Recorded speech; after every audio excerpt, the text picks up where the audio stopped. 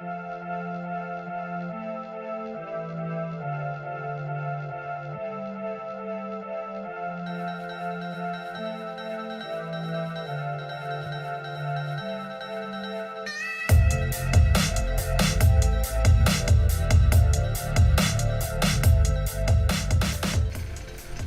du coup on se retrouve pour la présentation de ma moto. Donc ne me demandez pas pourquoi j'ai qu'un seul gant, parce que je l'ai mis donc sur la moto.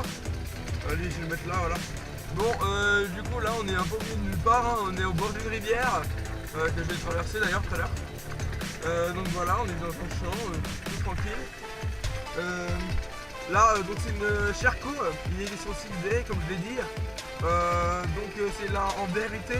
Elle ne change pas de la SE50R, donc c'est l'édition R, donc entre guillemets de luxe. Je ne vais pas trop dire ça parce que c'est pas vraiment vrai.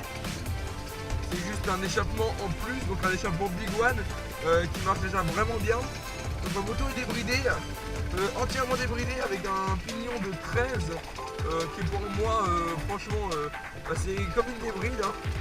Après quand on passe au-dessus de 13 c'est du rajout. Et pour moi elle restait d'origine parce que débridée avec un pignon de 13, c'est comme si elle était bridée avec un pignon de 11. Ça revient au même au niveau des rapports de vitesse. Donc voilà, franchement très belle moto. C'est un joli bruit aussi, franchement. Donc c'est un peu le tour de la moto. Vous voyez, donc c'est un moteur. Le moteur c'est un M6 de chez Minarelli. Donc pour moi franchement le meilleur moteur en 50 cm3.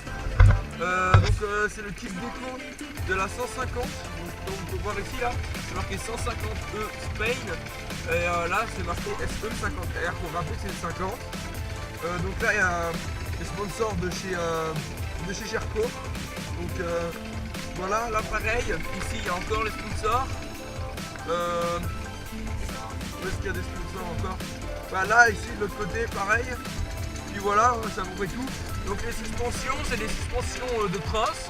Donc c'est pas une fourche inversée, c'est une fourche totalement normale. Et franchement qui marche vraiment bien. Ensuite la suspension arrière. Suspension arrière, voilà, donc qui est là, ici là. Et ben ça je sais pas du tout ce que c'est, franchement, je sais absolument pas ce que c'est. Donc mes pneus sont neufs, neufs. Je viens de l'acheter, je vais voir combien de kilomètres au compteur. Elle a 773 km au compteur. Donc je l'ai débridé récemment. Franchement une 50 bridée, c'est vraiment de la merde, hein. Franchement faut le dire. Je faisais des chemins quand elle a été bridée. C'était vraiment nul au niveau au niveau de la reprise. Quand je voulais reprendre une accélération, il n'y avait rien. Il n'y avait rien dans le cul clairement. Tandis que là maintenant ça repart bien. J'arrive à suivre des 125, je dis bien suivre, hein. Pas les rattraper, ça c'est sûr et certain, c'est le reste des 125. Mais on peut faire des balades avec des 125 et des quads en 250 largement. Parce que franchement elle marche vraiment bien pour une moto en 50 cm3. Pour l'enduro franchement c'est génial, elle passe partout. J'ai jamais eu d'endroit quand elle a été débridée bien sûr, hein, où j'ai pas pu passer parce que ma moto n'était pas assez puissante. Pour l'instant je n'ai encore jamais croisé parce que j'ai jamais vraiment fait d'enduro entre guillemets hardcore. Mais ça va commencer un peu là, je vais commencer à faire peut-être un petit truc en hors-piste. Parce qu'avant je restais beaucoup dans les chemins. Maintenant j'ai essayé d'aller dans les champs, des choses comme ça. Donc comme on peut voir le cadre, il y en a plein qui se disent ouais le cadre il est fin, qu'on parle c'est des derbies, machin. Le cadre est fait pour. Donc ne dites pas que le cadre n'est pas résistant. C'est totalement faux, c'est un cadre plein comparé à un cadre creux chez Derby. Donc ces Derby sont des cadres creux, donc beaucoup plus fragiles. Tandis que là c'est des cadres pleins, ça rajoute certes un poids à la moto mais elle fait quand même 10 kg de moins. Parce que le moteur est carrément plus léger. C'est genre vraiment plus léger. Je sais pas pourquoi. Déjà il est plus petit, ça se voit. Il tourne plus vite, il marche mieux. Franchement il est génial. Donc ensuite les principales brides situées au niveau du carburateur, de la boîte à air qu'il faut préparer. Aussi il y a une bride au niveau du bon d'échappement. À ce niveau là, ça envoie de l'échappement dans la boîte à air. C'est une grosse bride et franchement qui encrasse le moteur.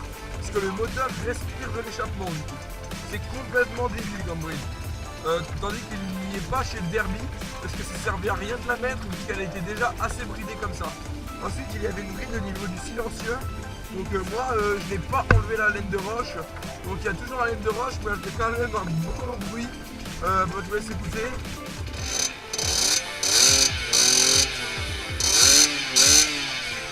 Donc voilà, donc elle fait quand même un bruit pas mal, je pense bon bruit.